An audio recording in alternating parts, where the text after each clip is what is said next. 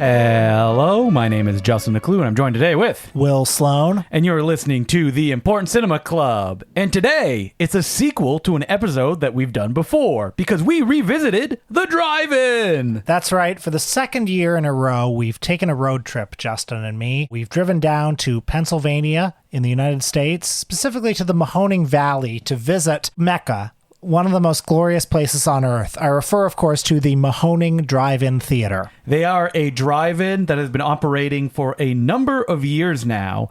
Like 99.9% all of the films that they show are on 35 millimeter. And I want to tell you something about this theater. Like, every time I think about it, I think, how can this exist? It doesn't seem possible that this exists. Not only does it show 35 millimeter, but every weekend, they show a different selection of cult or exploitation movies. You know, everything from John Waters to Lucio Fulci. And they also do popular stuff, like they'll show Teenage Mutant Ninja Turtles, and, you know, that gets the crowd in. Because they did an Ernest marathon once, I think. I wish I could have gone to that. Could you imagine Ernest goes to jail on shimmering 35 millimeter film? John R. Cherry III's striking compositions, his bold use of color. Hundreds of feet high above us, the way that Ernest no one ever thought would be experienced again. And like, when this drive-in does screenings, you need to go to them because they may not happen again. You know, maybe they'll be popular and it becomes a yearly thing. But the one that we attended this weekend, we talked to the person who was in charge of finding the prints, and he said, listen, this is a tough one to put together. And, you know, this is probably the last time it's going to happen. So a year ago when we went to the Mahoning Drive-In, we saw their annual Schlockorama Festival.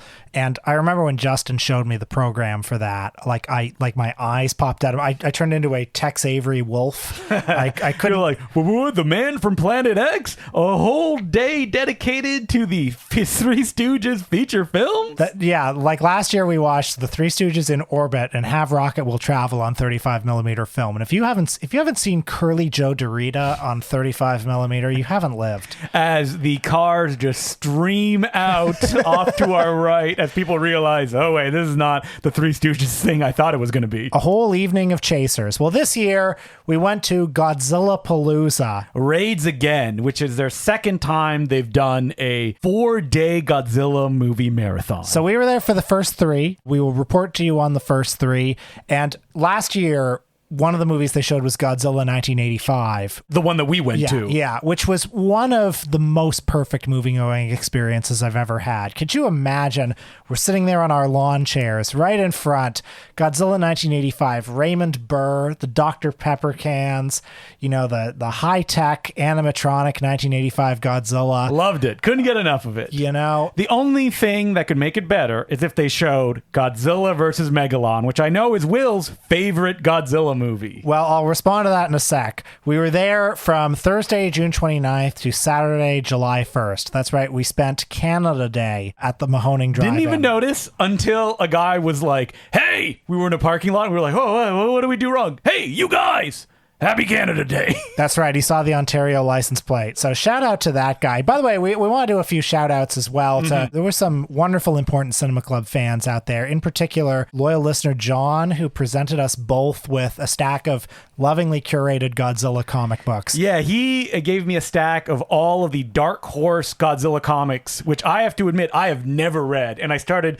pawing through them the second he gave them to me. And I was like, oh my God, Stephen R. Bissett did the cover and artwork of the first issue, and there's continuity through all of these. These are comics that when I was a kid I would see on the back of Wizard magazine and go, boy, there's such a world that I'll never be able to experience. Yeah, he also got me 2 issues of G-Fan, which is the venerable Godzilla fan magazine, still in print, one of which had a notorious cancel culture article. Yep. I think the theme of it was, is cancel culture coming for Godzilla? And then the second issue included a response to that controversial article. Wow. So the winds of change are striking the Godzilla fan community.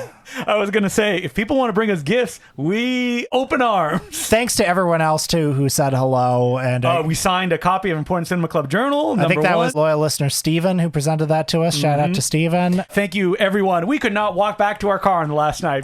People were like, Beatlemania. Justin, Will, huh? Hey, yeah, okay. Man, there are like 3 places on Earth where we're greeted like kings. And Moturn Media, the drive-in. Yeah. If we want to hang around, maybe the TIFF Lightbox. One or person will recognize. I guess the third one is when we do our screening series of the Fox. We had to invent a third one to be recognized. So Godzilla Palooza. So it begins Thursday, June 29th with us driving down. Let's paint a scene, Will. Well, we drove 8 hours. And by that I mean Will drove because I do not drive. I felt a little bit like Chaplin in Modern Times when he's been on the assembly line for really long and he starts going crazy. We got something to push us through and just laughs on our face the entire time. Well, Justin, I may have driven for 8 hours, but Justin did something even more heroic. He plopped down the $5 necessary to get us a Smodcast membership. That's right. So we listened to hours and hours and hours of Kevin Smith podcasts, as well as many of his commentary tracks. But as we were listening, we'd be like, no, that's too far. Because post Kevin Smith smoking weed, we instantly knew the difference too. And when we would start at the beginning, even in the first few dozen, I was shocked at wow, this guy's really funny. I know. I couldn't believe it.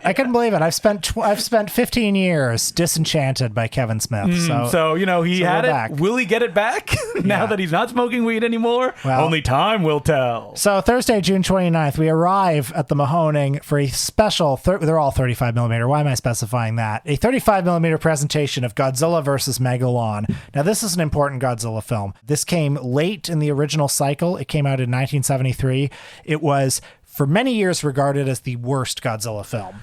Can you believe that they made one that's as kiddie as this? Wait, would Godzilla vs. Megalon be considered the worst, or would it be Godzilla's Revenge, which is the clip show one? The two of them were definitely neck and neck in fan circles, but I think in fan circles, this one had the edge for a while. I don't think it's really this way anymore. No, I don't think so either. But this one was also one of the most seen Godzilla movies, because not only did it receive a wide theatrical push, we listened to the commentaries that were on the DVD of these on the way there, too. It also played on NBC in a 1-hour time slot hosted by John Belushi in a Godzilla outfit. And the thing about this movie, it's weird that people would say it's their least favorite because it's very short. There's almost no fat on it. Once Godzilla shows up, it's just Godzilla shenanigans for the rest of the movie. Well, the other reason why Godzilla vs. Megalon is so widely seen is because for years it was assumed to be in the public domain. Almost all Godzilla films were assumed to be in the public domain, weren't they? No, this one in particular. Okay, because I remember going to my friend's house and he would have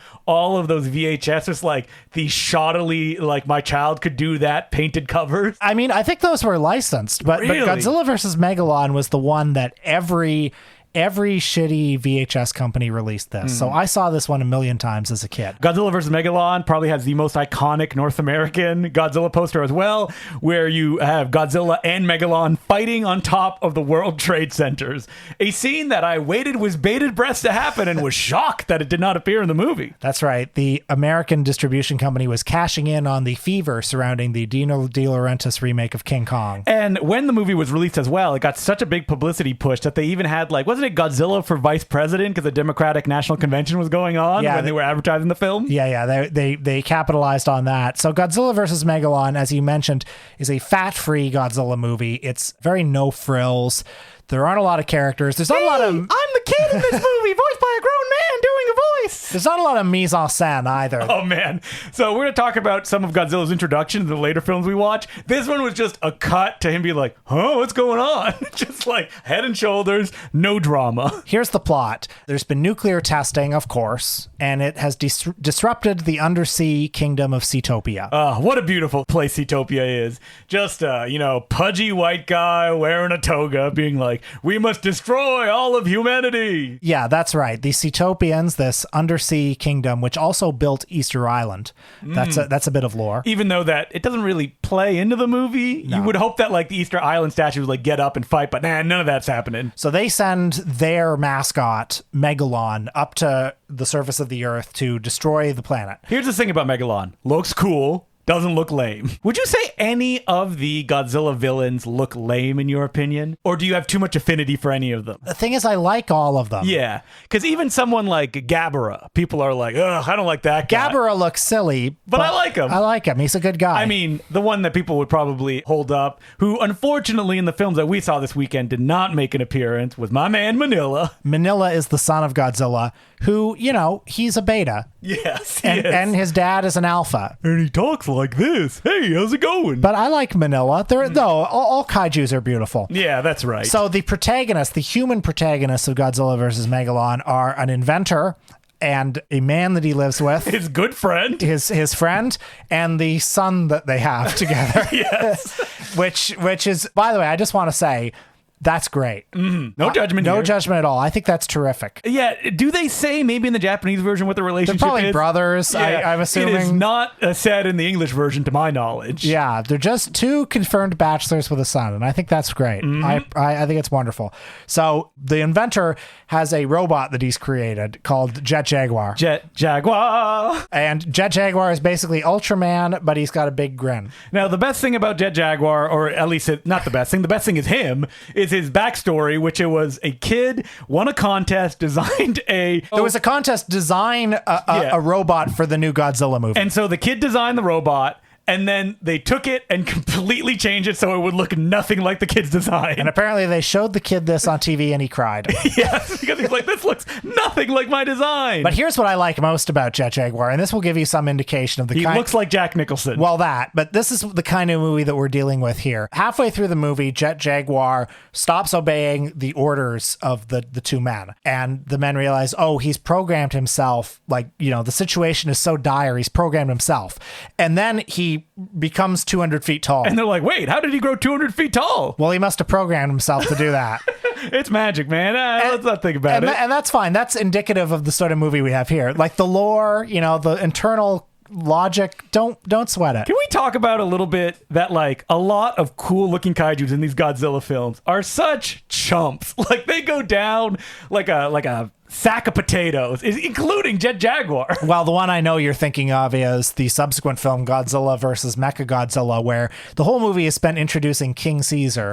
King Caesar's coming. King Caesar's coming. He gets a song. Yep. And then when he shows up, he just gets the shit kicked out of him. So badly. And the same happens with Jet Jaguar. Oh, yeah. The monsters who end up being Megalon. And who's that coming from stock footage? It's Gigan from Godzilla versus Gigan. Your two favorite guys, Megalon and Godzilla versus Gigan. So the last act of the movie is a fight between them in one corner, Jet Jaguar, and our friend Godzilla in the other corner. Okay, so let's just talk about Godzilla in this movie because he rules. He's always pumping his fists in the air. So much personality. This is, I'm sure you folks, well, maybe not, but many of you folks have seen the iconic clip of Godzilla sliding across the landscape on his tail. Oh, man. We were hooting and hollering when that was coming. We're like, yes, yes. So in Godzilla fan circles, the sort of... This is the nadir of Godzilla. The boomer fan circles in particular, the ones who were like, Godzilla's actually really serious. Godzilla's a metaphor for Japan after the A-bomb. Mm-hmm. They're the ones who say that this movie disrespects the legacy of Godzilla. And I just think the world has room for many Godzillas. Yeah. And this guy I like. I'm going to take Godzilla and Godzilla versus Mothra, and they can go watch it in a room and be happy. You get those two movies. This movie has a 45-second stretch where Jet Jaguar is getting his ass kicked by the two monsters. He's just literally on the ground and they're kicking him.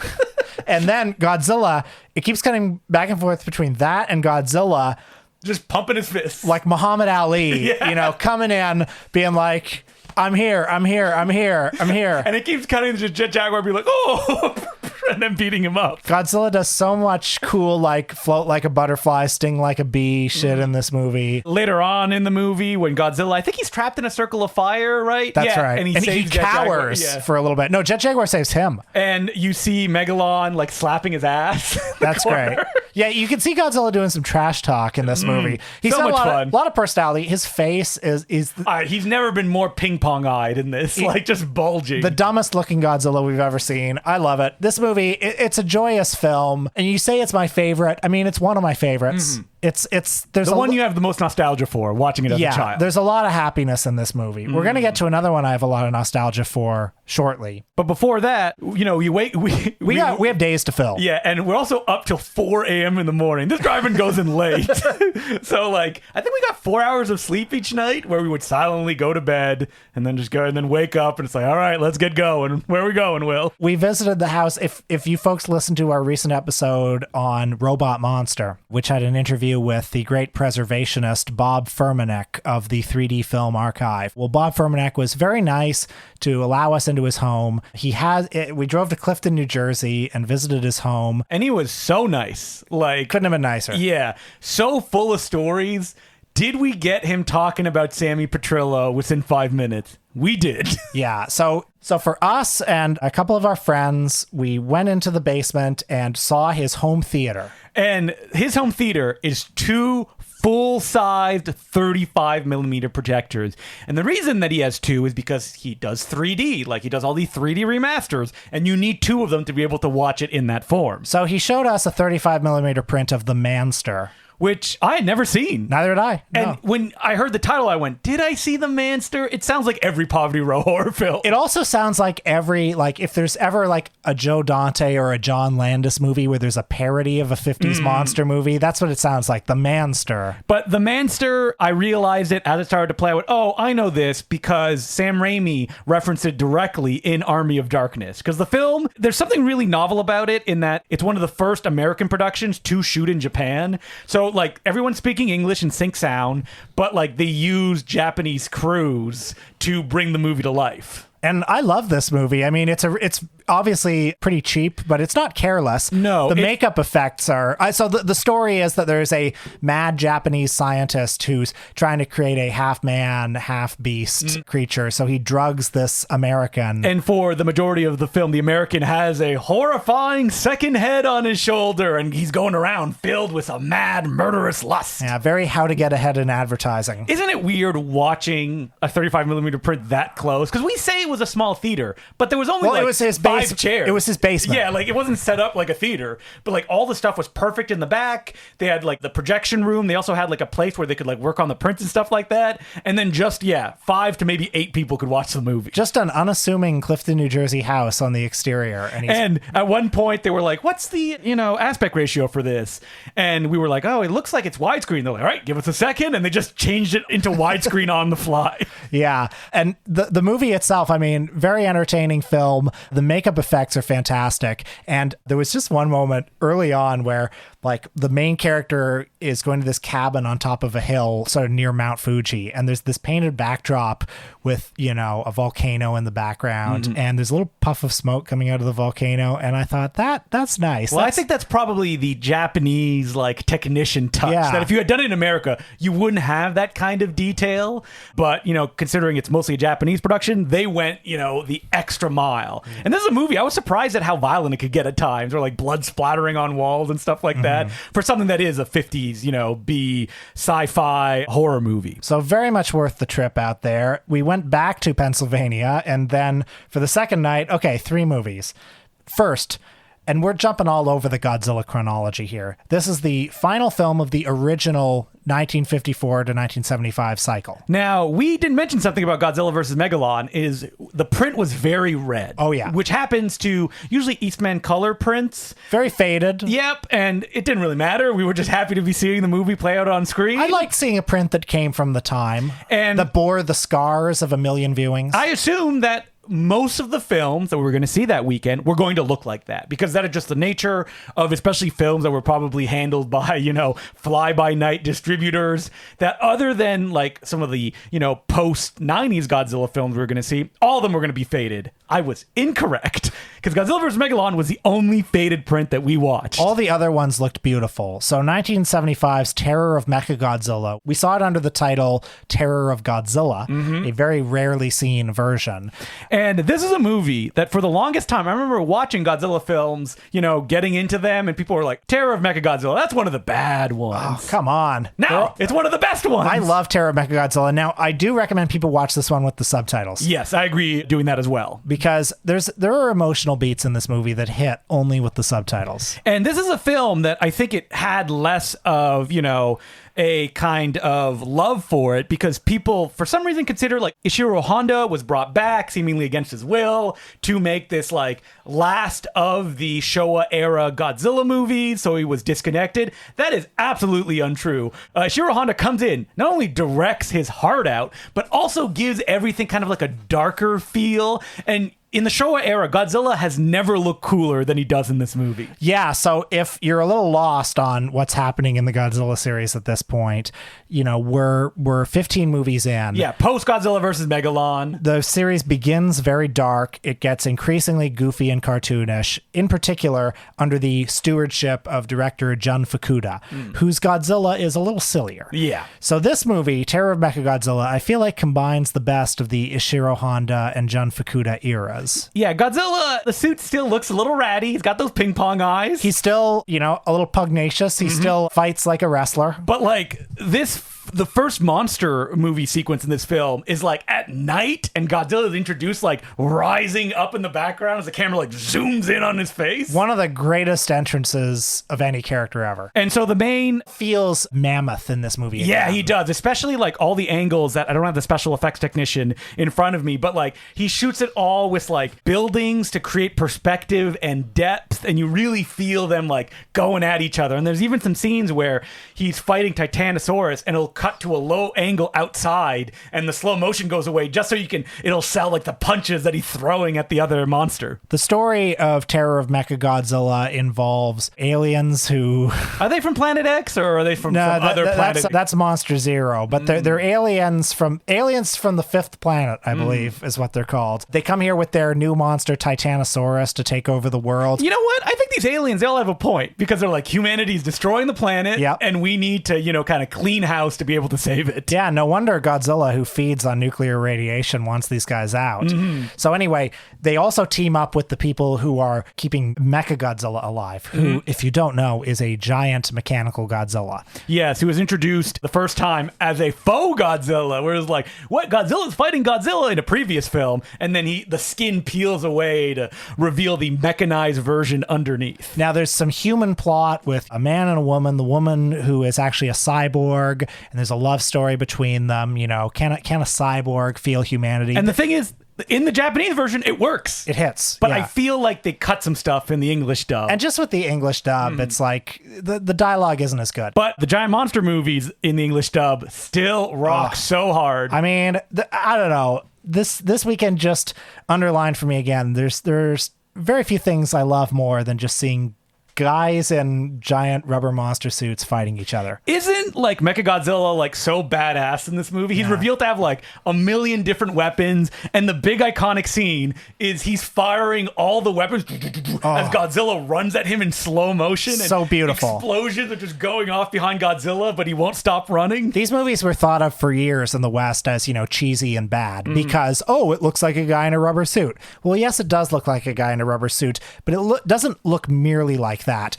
The suits are so beautifully made. The cityscapes and rural vistas, the miniatures are so beautifully made, so detailed. In some of them. When Godzilla vs. Megalon, they're going to a field to fight. Honestly, I don't know. I think it looks pretty good. I mean, in Godzilla vs. Megalon, they did pick... There's one sequence where he destroys a dam, where he's like, right. And I just think there's an uncanny quality. Like, it's sort of... It looks unreal, but it actually looks sort of uncanny. Yeah, well, like, you watch something like Godzilla running in slow motion at Mechagodzilla, who's firing every weapon on his body. If it was done in CGI, it wouldn't have that weight or that kind of connection that you have. Tactility as well, like the rubber. And when I watch it, I very quickly stop thinking of it as a guy in a rubber suit. I don't necessarily think it's photorealistic, but it becomes something else. It becomes some other space. And because I've watched these movies so many times, I forget which moment is in which movie. Yeah. There's an amazing scene in Terror of Mechagodzilla where Godzilla gets buried alive, and they're like, we finally defeated him. And then he bursts out of the ground. I think he fires his breath and it knocks one of the guys back, pops out of the ground, and then dusts himself off. He literally does the Luke Skywalker thing of flicking the dust off his shoulder. Oh, so good. So then 1961's Mothra. And this is me and Will are like, stay away. This comes from early or earlier in the giant monster cycle. Ishiro Honda, the guy who originated this whole thing, once again directs. And it's a slower paced film. It's sort of a King Kong light story of a greedy businessman on this tropical island finds these two little girls, these two like 1 inch tall ladies, and thinks, oh, we can do a King Kong like show out of these two. In the same case of King Kong, it's like, what is this show? Like, What are they going to do? well, in this one, they sing. They bring them out. They wear little costumes.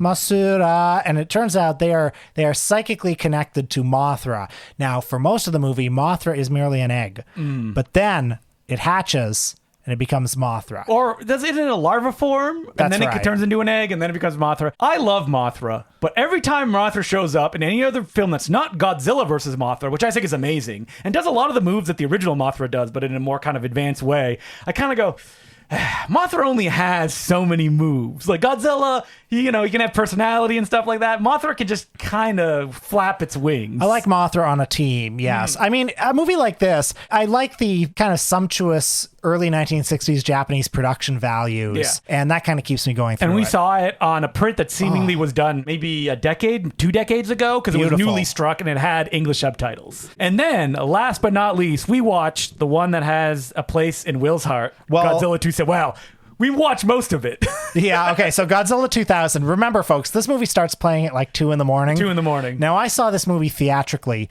one of the great nights of my life. It was released in Japan in 1999, released in the United States in 2000. This was the first one to come out after the Matthew Broderick Godzilla, and it's very much a response to that. There was a bit of almost like a shock of seeing 2000, fin de siècle aesthetics coming after those previous two movies. And the thing about Godzilla 2000 is he's like never looked meaner either. Like I the love design the of him, suit. he's like really big and like, it looks like he'll just chomp you up and eat you. Most of the Godzilla movies are connected to some sort of timeline. Like there are many, many different multiverses, to use the parlance of our times. But this one is sort of a drift. Every Millennium series is. Every Millennium movie, the only film that's come before it is the original Godzilla. But this is the only one that doesn't explain that. This one starts with Godzilla's rampaging again, and we don't know which other movies are canonical or not. He's just rampaging. I actually like the opening where there's like a team of people that are like Godzilla predictors and they're chasing after Godzilla. There's a bunch of Jurassic Park shtick where Godzilla breathes right into their windshield. Then they have to back their car up through a tunnel as Godzilla's smashing through it trying to squish them. Godzilla 2000 is a very back to basics Godzilla movie where it has one of the most ordinary plots of them all. There's the team of the Godzilla researchers, the kind of independent Godzilla researchers, the grassroots ones who are like, no, we can't kill Godzilla. We have to study him. And then he's up against, the establishment and the military, Generals.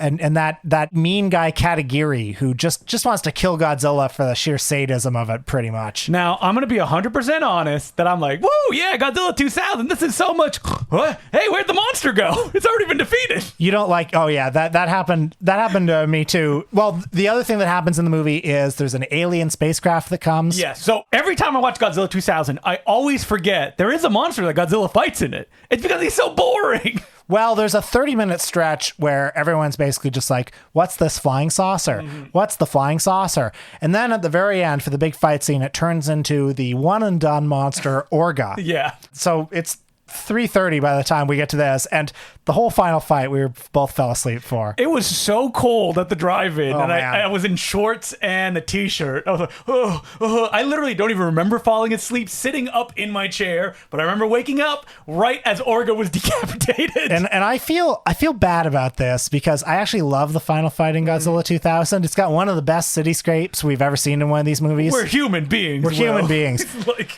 But I woke up to hear the famous dialogue at the end. yeah, we did see that. Why does Godzilla keep protecting us? Maybe it is because Godzilla is inside each one of us. And you also have the main general going, Godzilla! Right before he's smushed to death. So, a very successful night. Now, the next day, Saturday, July 1st. We did a lot of flea market shopping. So first of all, we went to Quakertown Farmers Market, which has this incredible video store in it, a beautifully curated store that has so much like out of print and weird stuff. I believe it's called Video Bonanza, and I saw images of it online. I went, oh, it'll be like just, whatever people donate, they just throw it on the walls. You walk in like most flea markets and you can take it. No, this is a beautifully curated store with like the most obscure sections. You want some Joe Estevez? They have it with a little drawing of him and basically every actor you can imagine, they had a Larry Cohen section as well. Sure, a Video Nasties section, a sort of WTF section. And they seem to get new stuff in stock. Like, they are a video store. They don't rent videos. And so they had new stuff like Arrow. They had some Vinegar Syndromes, as well as like old, dusty stuff that you get for like pennies on the dollar. They had a deal where it was like buy 2 used, 1 get 2 free.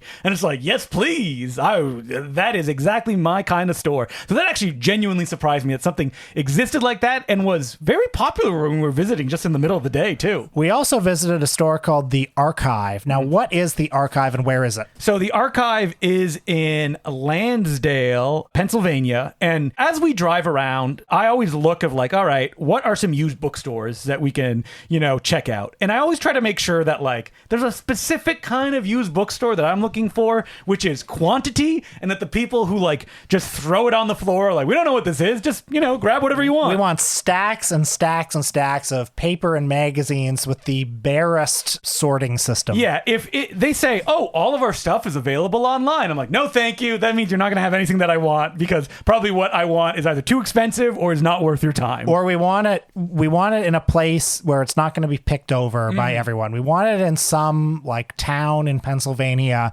where only the real freaks go there. That like, it looks like suburbia. You drive up and there's just a big warehouse and they're only open, I think, 3 days a week. Nothing fancy about the warehouse. And this place is heaven. Oh, well, we went in. We don't want you people going there, by the way, because if we ever go back, we don't want it all picked over. Well, we'll spend about an hour, and then you went, I'm done, man. I can't. Like, I'm going to buy too much stuff. I was having an almost mental health crisis because you pointed to me the section where they had a ton of copies of Leonard Maltin's old zine, Film Fan Monthly. So many of like triples and quadruples. And like I was almost hyperventilating because I was like, what? I need all of it. I can't afford all of it, but I need all of it.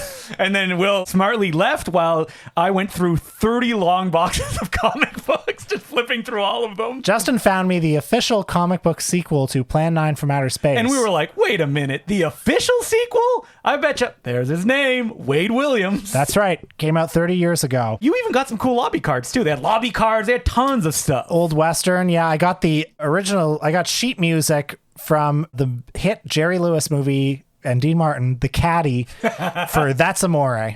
Wow. And you also got a Mabel Normand lobby card as well. I got a little brochure for the 1918 film Mickey by Max Sennett. I don't want anybody listening to this. We've told you this exists. You're not allowed to go. Don't go.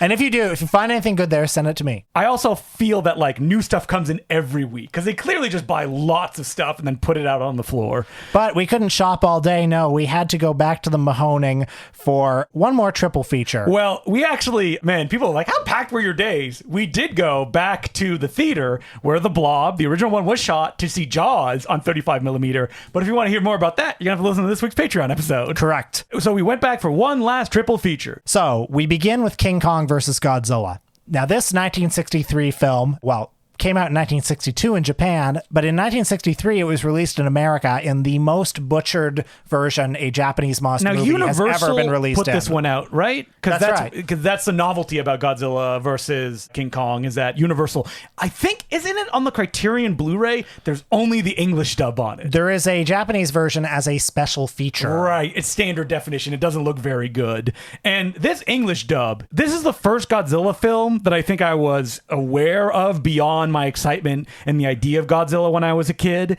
I remember my friend giving me a VHS tape, watching it, and me going, this is so boring. I don't like this. And, I'm more mature. I've seen a lot more. And I realized, I didn't know what I was talking about. Watching this version, driving there, Will was like, hey, aren't you going to be excited of the guys interrupting the film every 20 minutes? And I was like, oh my God, every 20 minutes.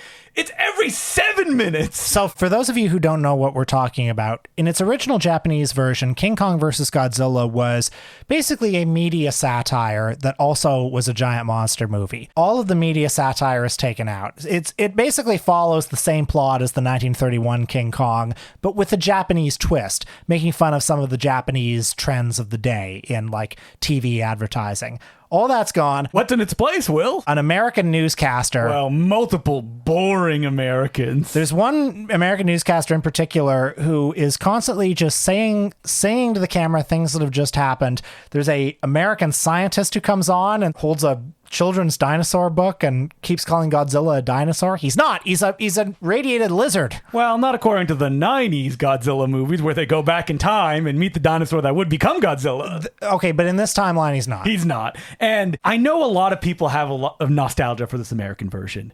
I kind of do. It's so bad, those segments. It's awful. It like stops the movie dead. Like in the middle of fights. I'm like, what? This is a testament to how racist America is because they had a movie here where King Kong fights Godzilla and they were like, well, we need to put at least one white guy in it. And not just any white guy, the worst white guy of all time. Like the most sitting on what seems like a porno set that it's about to break out. The Raymond Burr scenes they put into the first one are Citizen Kane next to this. Well, they don't even try to like make it interact in any way. It doesn't even make any sense. What are we watching? Like a news broadcast? All Like right. This guy talking? Enough of this. Let's talk about our friends King Kong and Godzilla. Okay, so all the monster stuff, this time, I was a little, soft on it when I watched it, when I did my, Godzilla marathon. Watching it this time, I'm like, all this monster stuff is so good. I love all of it. 4-star movie in my book now. Oh, man. Well, if it was just the monster scenes, it'd be a 5-star movie for me. I mean, King Kong in this movie looks like shit. Yeah, that's the common consensus. And he does, but I love it so much. I love him too, and I love the way, he beats his chest. And he does double takes by blinking. He's like, whoa, what? And then the Godzilla suit in this movie is really cool and looks very unlike what we've normally seen. It's of cat-like. Yeah. He's got very thin eyes. That's right. And when the two of them meet and when they fight, really fun. And the only way they made it so that King Kong had a chance of winning is by giving him an arbitrary superpower where if he's electrocuted, he gets powers. I love how they're like, whoa, Godzilla's weakness is electricity. King Kong, for some reason, it makes him stronger. We don't know why. Makes sense. He's an ape. When he gets shot by electricity, he's like, argh. So many shots of like King Kong's big dumb face eating electricity. Like the thing people need to understand about King Kong in these movies, he's an alcoholic. It's introduced right away. He gets drunk on berry wine, which is why his face is the way that it is. That's why he looks so bad. Yeah. And what people need to understand is the reason these movies work so well is because the monsters have personalities. Mm-hmm. The people who played Godzilla, I forget his name right now, but the guy who played Godzilla in the first 13 of these movies, who's like legendary, he brought so much to this role. Well, you don't think that Godzilla is an unstoppable force, doesn't have its own power in the classic Gareth Evans movie? Yeah, you got it. Gareth Edwards? Yeah, that's his name. I mean, the first Godzilla from 1954, Godzilla has a very strong personality. Godzilla has a strong personality in this movie. There's a lot of acting that goes into this performance, not to mention a lot of hard work. I mean, good God, these guys in that suit. These guys in these costumes doing hand-to-hand combat. Good God. Ugh. But yeah, Godzilla versus King Kong, you will be shocked for us to say it's good. So 1956's Rodan. This came 2 years after the first Godzilla. This was the first kaiju movie in color. Beautiful color. My God. We were watching, I heard, Quentin Tarantino's personal print of the film. Well, thank you, Mr. Tarantino. Jeez. Yeah, if you ever want to be on the show, just send come us on an over. email. Yeah. Rodan is the most typical giant monster movie ever made. Well, I would say I'm always surprised by the beginning of Rodan, where I'm like, wait, there's another monster? Because they face like this human-sized monster that they find in a cavern, and they're like, oh, it's attacking the town, and there's all this suspense. But what happens about 45 minutes into Rodan is that they go, hey, these characters you've been following? Forget about them. We're just going to see stuff explode and Rodan kind of going through the buildings and making it kind of, disintegrate with his wings or their wings. That's right, because there are two Rodan. Rodan is plural. Mm-hmm. And there's some other weird edits in this movie that, I don't feel help the movie very much. Because I remember the Japanese being a little sad when Rodan dies, or the two Rodans die at the end. Well, we watched the dubbed version, which adds a lot of narration. Oh, yes. Where they're like, and then I was wondering, what's going on with Rodan right now? Rodan's a big pterodactyl, and because he's not fighting another monster in this, or because they are not fighting other monsters in this movie, a lot of it is just the city destruction, which is very cool and plays to a lot of director Ishiro Honda's strengths. He's very good at conveying a sense of awe and scale in these monsters. It's a different kind of enjoyment, watching a guy in a rubber suit destroy, little miniature cityscape than watching two monsters go at it. But it's beautiful. And the end of the film, moved me a little bit. Where the Rodans fly into the volcano, dooming themselves. They'll be back. Well, one of them will be back. Because we never got double Rodans after that. A Rodan will be back. And finally, our experience at the festival ends with one of the later Godzilla films, one that's commonly regarded as one of the better of the post-2000 Godzilla films. That's 2001's Godzilla, Mothra, and King Ghidorah, Giant Monsters, All-Out Attack. And so the gimmick of this one was Godzilla is the villain of this film. This movie is directed by Shusuke Kaneko, who came to prominence in the 90s when he revived the Gamera series. Now, Gamera was the knockoff imitation of Godzilla, a rather disreputable monster. He was a giant flying turtle, the friend of all children. I love Gamera. You love Gamera. I love Gamera. But he was regarded as trash. He was regarded as a cheap imitation. In the 90s Gamera movies, all three of them were regarded as setting a new high watermark of the kaiju genre, kind of putting the Godzilla movies of the time to shame. So Kaneko was brought in to bring his magic to the Godzilla series. I think he actually, he really wanted this job. And I believe he pitched for it before he made his Gamera pictures, too. So this was a passion project for him, which, let's be honest, is not usually the case for these Godzilla films. Usually they're just company men coming in to direct stuff. Yeah, and most of the post-2000 Godzilla movies follow the formula pretty closely. I mean, some of them are very entertaining, but this one also follows the formula, but it does some interesting things within the formula. Yeah, so King Ghidorah is now a good guy in the movie, which is not usually the case. Well, probably the most unusual thing is Godzilla is made, he's not just a nuclear powered beast, but he is the actual physical embodiment of the souls of the Japanese soldiers who died in the Second World War. I don't even know if it's just a Japanese soldier. I think it's any Japanese person who died in the Second World War. And their souls are angry at how modern Japanese society has forgotten the sins of the past. And so Godzilla in this movie, for the first and only time, is portrayed with milky white eyes. And he's evil. He's the most evil he's been since the first movie. He's not just evil. He's just, he's having fun. He's sadistic. People. Yeah. There's a famous scene in this movie where there's a woman earlier on that was making fun of Godzilla and a building toppled over onto her. And then she's in the hospital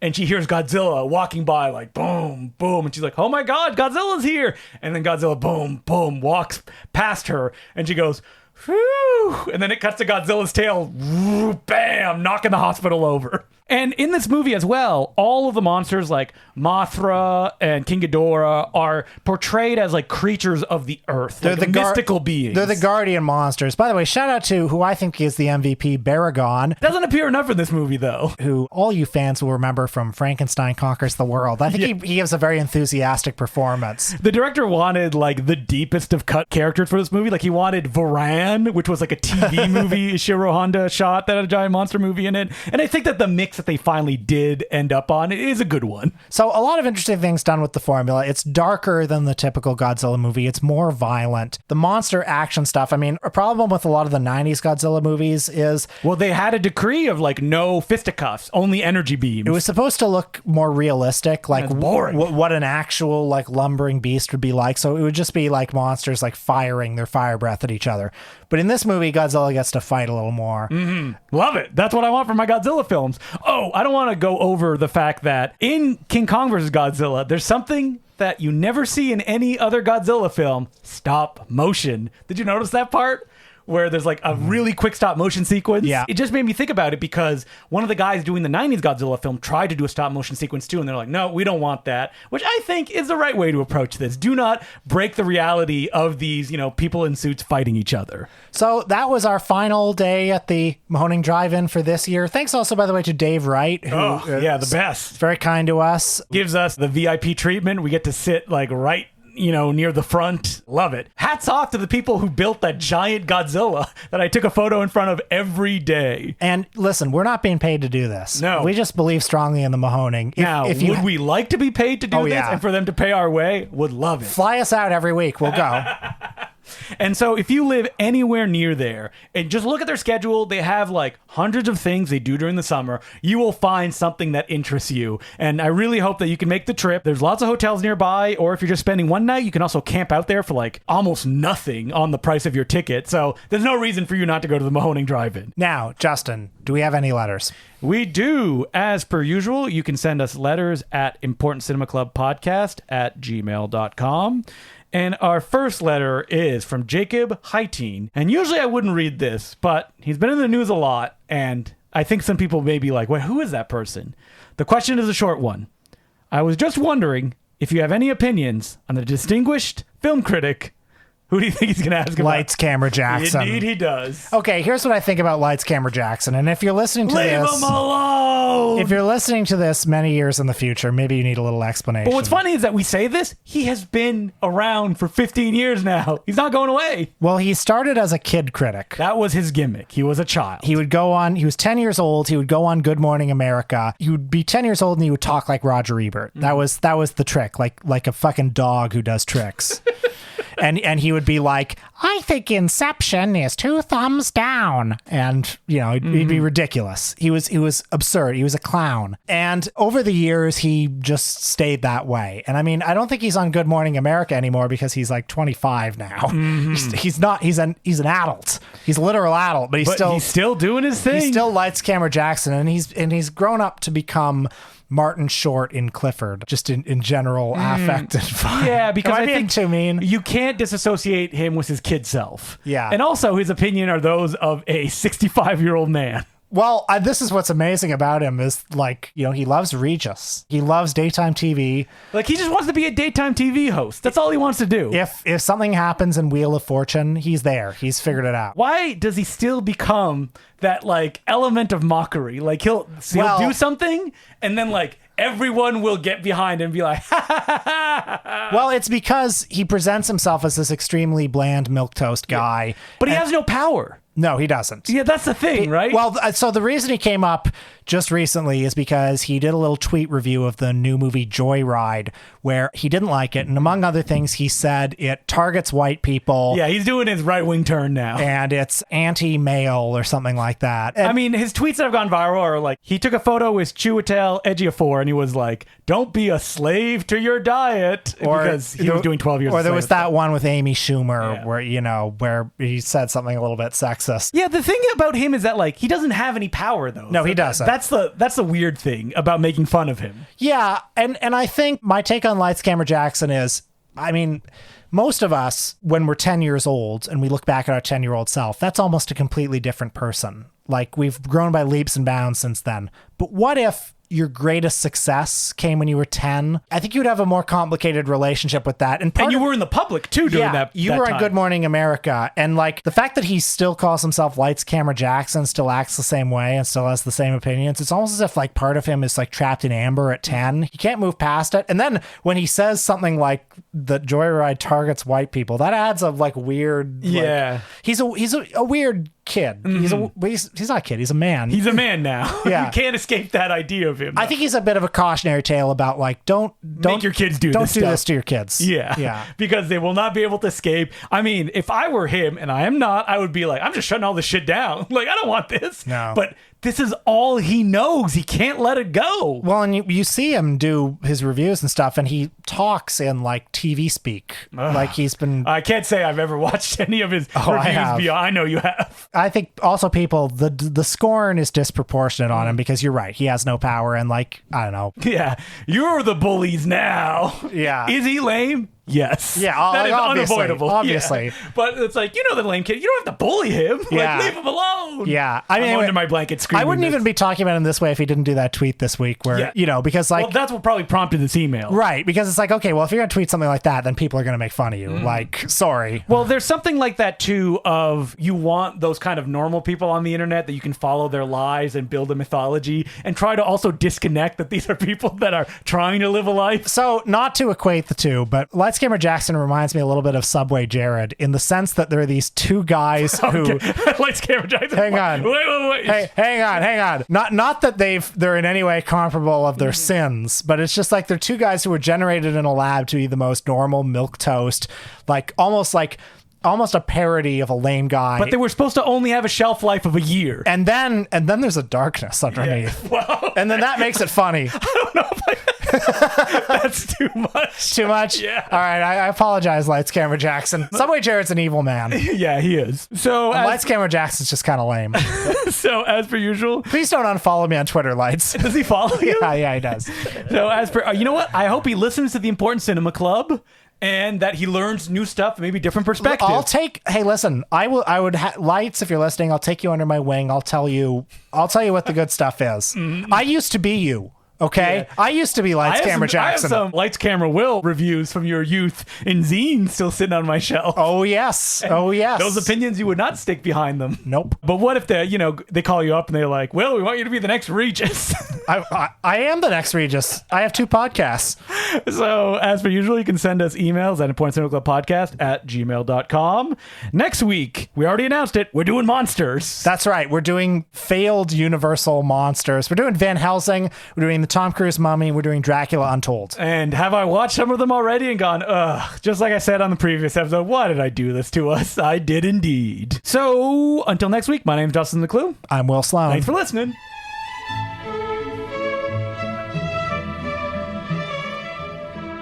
The Blu-ray revolution has allowed us to see films in ways that were never meant to be seen, Will. For example, we have finally been able to watch, in the best-looking version until they do a 4K remaster, the classic Sammy Petrillo film, Shangri-La.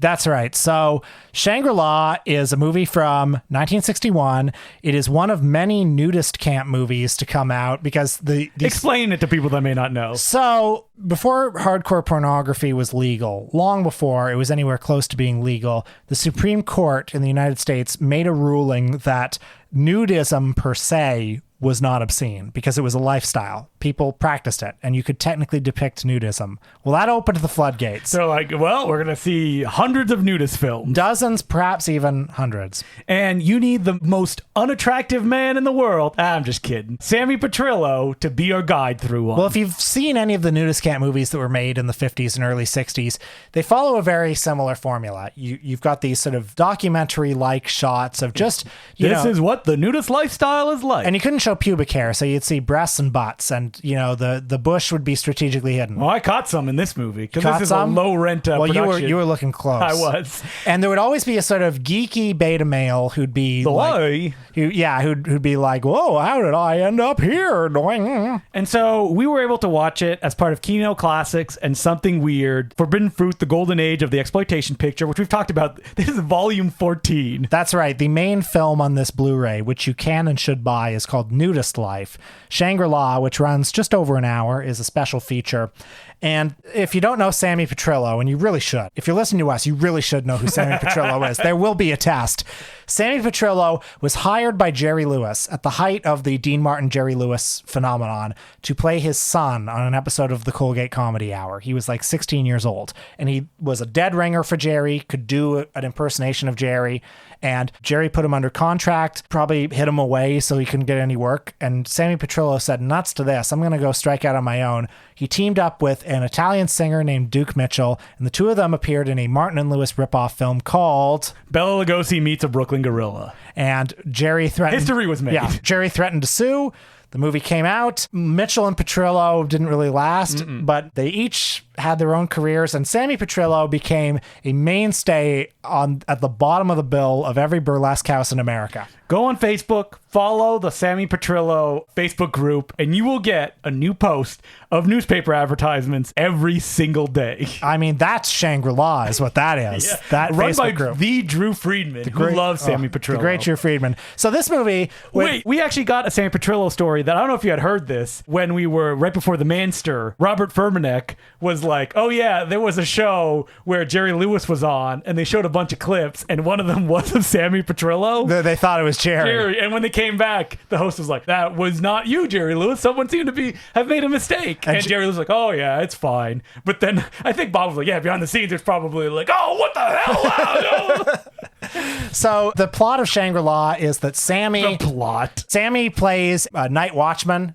And at the zoo, there's a guy in a gorilla suit, and he's recounting his life. Well, so this film, the credits, I was like, oh, I was like the Vince McMahon meme because it was like produced by Dick Randall. I'm like, yeah. Dick Randall, a famous trash auteur who would go on to make a bunch of, I get Spanish exploitation film. He was all over the place. Well, Dick Randall's big production was he produced Pieces. Yeah, Pieces. With its famous tagline, You don't need to go to Texas for a chainsaw massacre. He also produced some of the Bruce-sploitation movies with Bruce Lee. And in this one, Sammy Petrillo doing his like full Jerry thing. Yeah. I gotta say, Sammy, he's kind of aged out of looking like Jerry at this point. He's more on the Steve Buscemi spectrum. He's recounting his journey across the United States following these two nudist women. Just stalking them.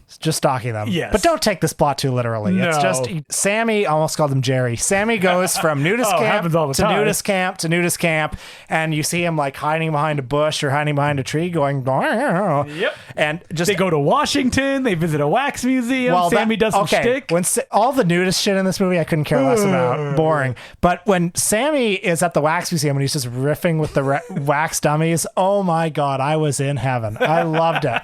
I mean, Sammy, one of the least funny men to ever live. I mean, I cannot believe this man made a career as a comedian. Every joke in this movie is just like, and that's the naked truth. Or there's a scene where he like flies. Hey, I was born naked. And it's like, oh, I heard this joke 4 times in this movie. There's a scene where he flies a plane and he says, I must have just been plain crazy. And then there's a long pause for the laughs. Well, that's because Sammy, toured, he performed this, so he knew where the laughs were. And there's a long sequence where we just watch a water show, and Sammy is very awkwardly inserted into it, where you see, like, whatever stock footage they have of the water show, and then it'll cut to Sammy on a boat being like, whoa, as if he's water skiing. I mean, you like this movie. I love those moments. Admit you like this movie. Yep. Sammy Petrillo. Listen, I saw you for long stretches of this movie on the couch, just like, in a very bad mood, eyes glazed, watching the screen. But I think your thumbs up. I was surprised that it took so long that they saved the goods, because in the credits they also said George Weiss is in this movie. That's right. George Weiss, who Mike Starr played in the 1994 film Ed Wood, is one of the judges in the nudist contest, as well as the legendary photojournalist Ouija is in this movie, who did the trick photography of the film. He's credited, and we briefly see him during the wax museum scene. I'm not a wax dummy. I mean, this is a film for me and you. Like, I love it. Sammy Petrillo, guy in a gorilla suit, and let's be clear, this ain't Crash Corrigan in the gorilla suit. This is some low tier gorilla suit performance, and all the nudity. Yes, I'm sure you were all revved up. You were. Yep. I mean, it gave me... There was no lubricant left in Toronto. A good refraction period to that, you see that nudity, and then Sammy shtick for like 40 minutes, and then more nudity. Yeah. We were laughing. Listen, Shangri-La, it has 18 logs on Letterboxd right now. Only 18? Let's get it up there. By the end of the week, I want to see 30 logs. If you love us... Yeah, people are dumping a log. It's called Shangri-La. if you love us... Go out and watch Shangri-La. I'm the next Gene Shalit. That's who I am. By any means necessary. Let's get it to 30, okay? This is my cause. Okay, let's get Shangri-La to 30. Shangri-La to 30. Now, are there any other Sammy Petrillo left, though? It's been basically covered. Shangri-La, Keels Are for Peepin' was put out as part of the Doris Wishman set. Well, supposedly, Sammy Petrillo had a movie that he shot that was never fully edited. Oh, wow. Called... The Other Side of Sammy. Yeah, it's called Gas is Best, and it's about a flatulent superhero. So, listen, let's raid the archives. We got to get this movie. That is the day the clown cried for the real connoisseur.